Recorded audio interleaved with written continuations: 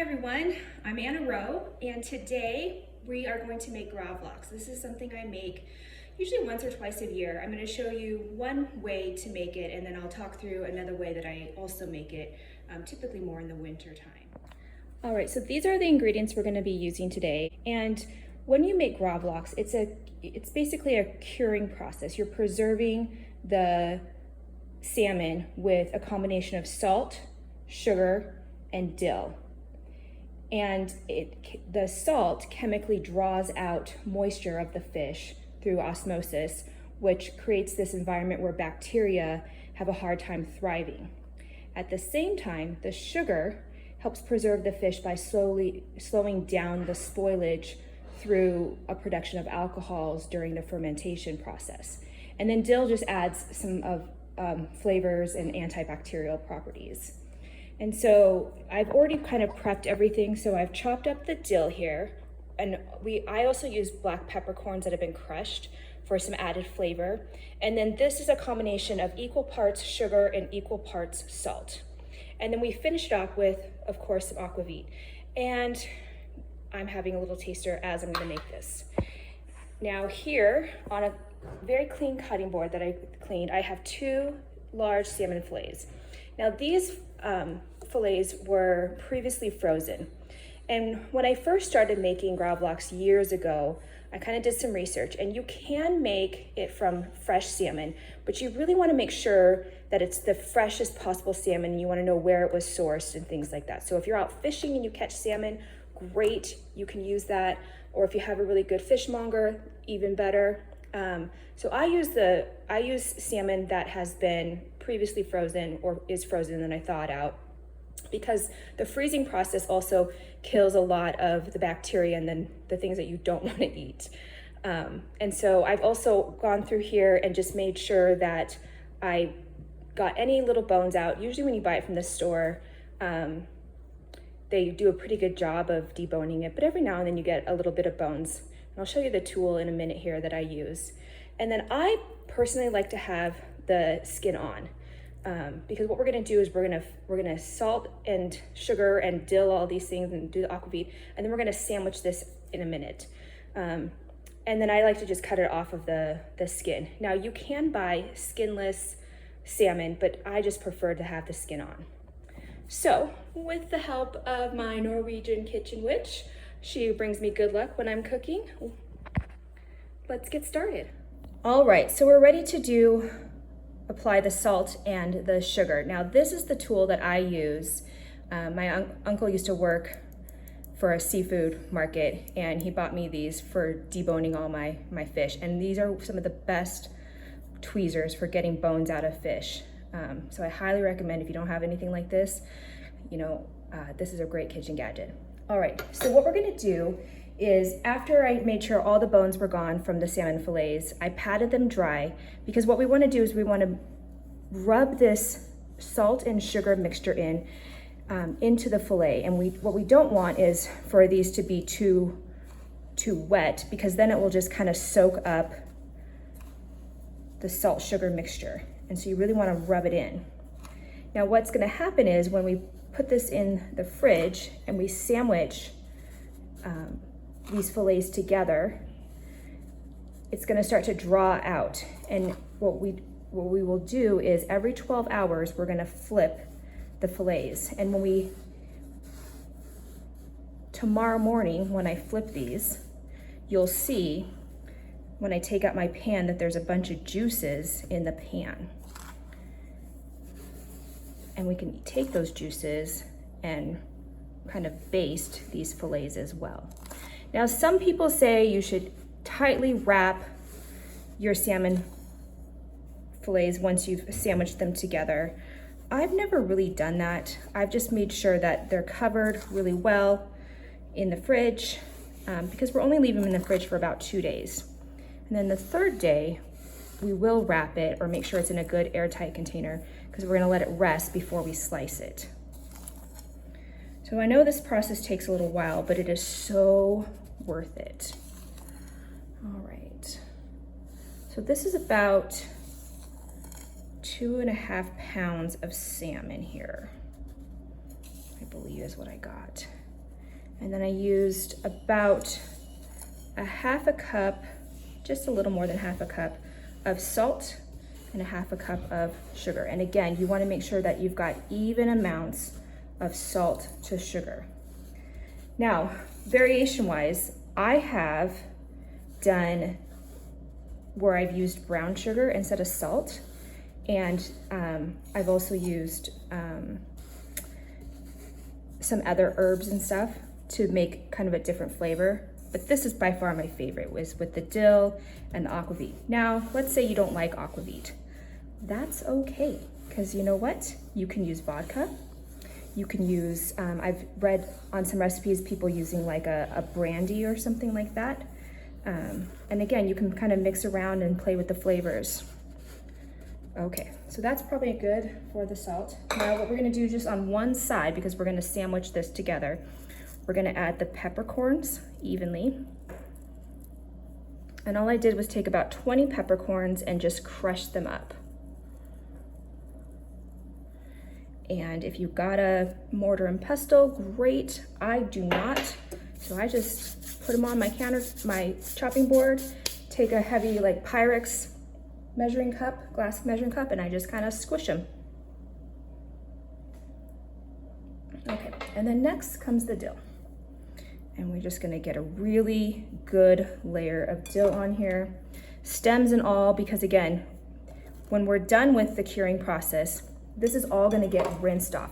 And some of you are like, oh my gosh, Anna, that's so much sugar. But we're using it for the chemical properties to help preserve the fish as it kind of ferments. So then we kind of rinse it off, and then we're done. Okay, so this is a lot because I'm cooking. I usually just do like one fillet for my family, and then I fold it in half. Now, the thing that I did here that you might have seen in the previous video was, this is the skinny end over here, and then this is the skinny end over here. So we're gonna kind of sandwich them so that they are hopefully the most even. So we're gonna flip this over. Actually, you know what? Take that back. I'm gonna do this. So I wanna make sure that it gets covered up as much as possible. Okay, and then what we're gonna do is my baking tray is over here, and I'll show it to you in just a minute. Get all this goodness here. Oh, yep, I forgot one step here. We'll do that here in just a second. Okay, so I've got a pan. I just line it with parchment paper because I just like to do that. Normally, again, like I said, with my family, I usually put this in my Pyrex dish and just do half. So I would cut this in half and just kind of sandwich it that way.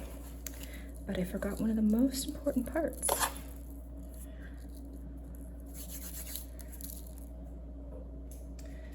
The aquavit. And so what we're just gonna do, I only have a little bit left in my bottle here. So we just wanna kind of sprinkle the aquavit all over.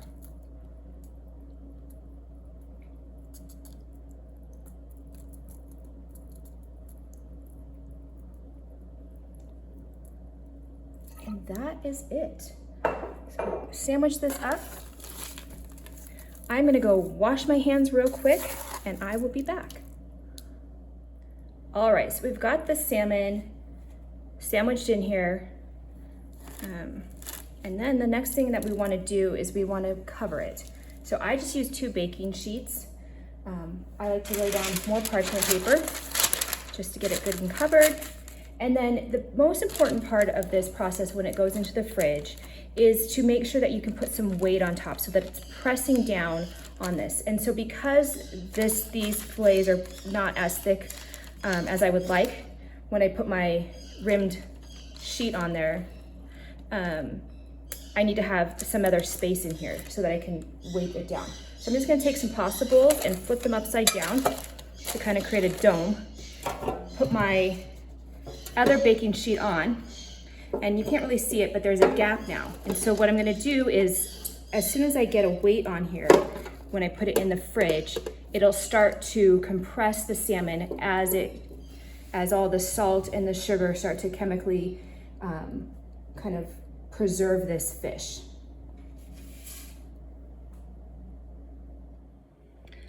All right, so that's it. It's gonna go into the fridge. I'm gonna get something heavy, probably one of my other Pyrex dishes or something, just to kind of keep the weight on it overnight. And then tomorrow morning, we're gonna take it out. We're gonna flip it over. We're gonna baste it with any juices that might be there. And we'll do that 3 more times before we let it rest for a day and then get ready to slice it. So see you in a bit. All right, so it's been 24 hours since I prepared the salmon originally. So I got up this morning, I flipped the salmon over, and it's been about 12 hours since I flipped it over. So we're gonna flip it back over, and I'm gonna show you what that looks like. So just kind of, remove this remove the parchment paper. And you'll see, I don't know if you can really see, but if I tilt my tray, there's a lot of liquid right here. So what we're gonna do is we're gonna flip the salmon, and then we're gonna use a spoon to kind of baste the salmon before putting the parchment paper back on and squishing it back down. So with nice clean hands, we're gonna grab the salmon and we're just gonna flip it. And there's already a good amount of juices here. And then what we're gonna do is grab a spoon here. I've got this ladle here actually. And I'm just gonna kind of ladle the juices on the salmon, trying to get more of the edges. By tomorrow, when I flip it in the morning, there should be even more juices that I can baste with. And so we're just gonna kind of do this. I'm gonna put the parchment paper back on, and we're gonna let it sit for another 12 hours. In the morning, I'll flip it. Another 12 hours, I'll flip it one last time.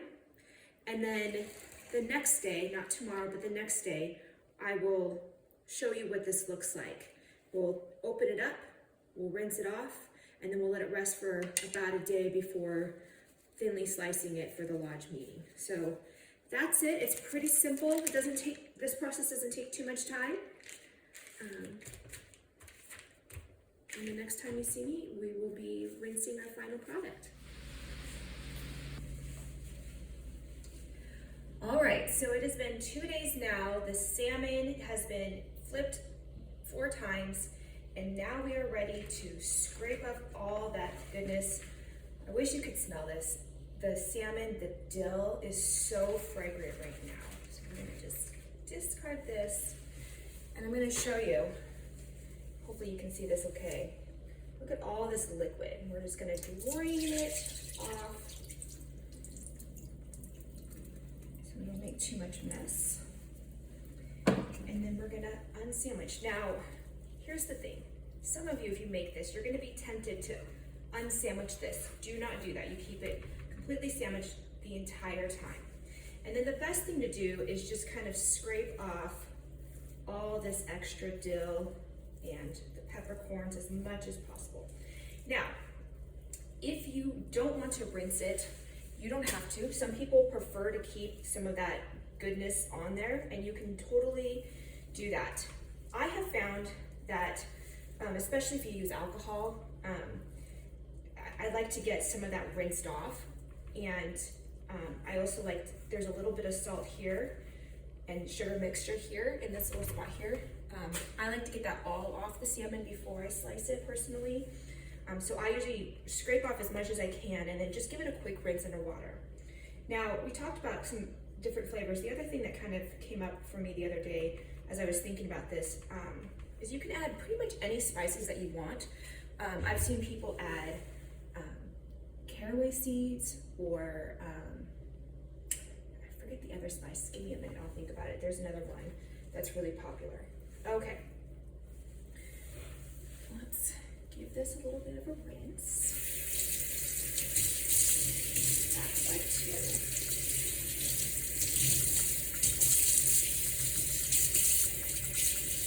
2. One thing you'll notice is the salmon is very nice and firm. Lay it on some paper towels, and then we're going to dry it really well. You really need to make sure you dry this before you slice it. Now,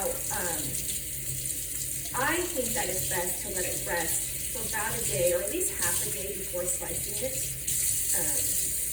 Actually, you can slice it right away, but it's just something that we typically have done.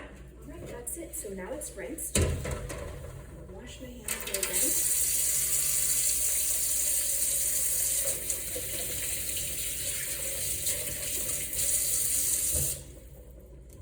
Actually, that's out of the way. Let me look at one thing here. Slice drawer.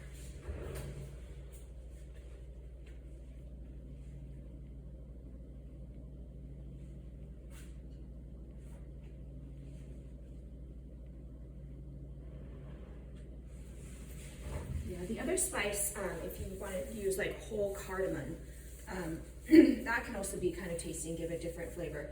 And then I also mentioned that, you know, if you don't like aquavit, you can use vodka. Gin is also a popular alcohol to kind of sprinkle on during the curing process. And then the other thing too is if you have access to juniper berries, that also is another lovely way to infuse some different spices into the salmon. All right, so slide my massive cutting board over here. And I'm just gonna pat this dry. I'm gonna let this rest, but I do wanna show you how I like to slice it. So get this nice and dry. You can see I'm pounding on it pretty good because it's really firm. All right. And then what you want to do is you want to slice against the grain. Now, some people like to slice it this way. You can kind of see the grain, the veins. You know, I think I've probably sliced it both ways. Now, the best way to slice would be to have some sort of fish knife. I do not have a fish knife. I have no idea why I don't have a fish knife for as much fish I do, but probably just because my knives just found they do a good job. There's a few ways that you can do this. So you can section off, especially if you know how you're gonna serve this, if you know you're gonna be serving it on like crisp breads or things like that. So for the lodge meeting, I've got some crackers and I've got some rye bread and things like that. In my family, we love breakfast salmon, so bagels and lox, you know? So we typically have bagels and cream cheese, capers, thinly sliced red onion, and tomatoes, and make a full meal out of it. The other thing that you can do with this salmon that's really great to make it more into a full meal versus kind of like a lighter snack or things like that would be to slice it thinly and then serve it alongside like your favorite potato dish and a light salad. This is great on salads. It's great for open-faced sandwiches. There's so many things that you can do with this. So if you do know how you're gonna serve it, you know, get that cracker, line it up, slice your salmon so that and then once you do your slices, you'll have it. I'm just gonna kind of take this end here, and then what you wanna do is I find it best to do it at a 45-degree angle so you can get those really kind of thicker slices. Not, the slices are thin, they're wide, I guess I should say. And you just kind of run your knife, along, and you're trying to cut down to where the skin is. And this is the tail, so it's kind of, there we go.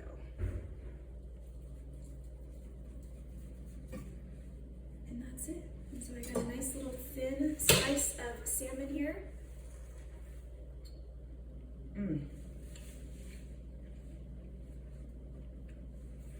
So good. It's a little salty still. But as I let it rest, I find that oftentimes the saltiness kind of goes away a little bit. And then that's it. So I'm gonna wrap this up. I'm gonna stick it in an airtight container. We're gonna let it rest. And then I'm gonna slice it up for our lodge dinner. And we'll have a nice sampling tonight. All right, thanks.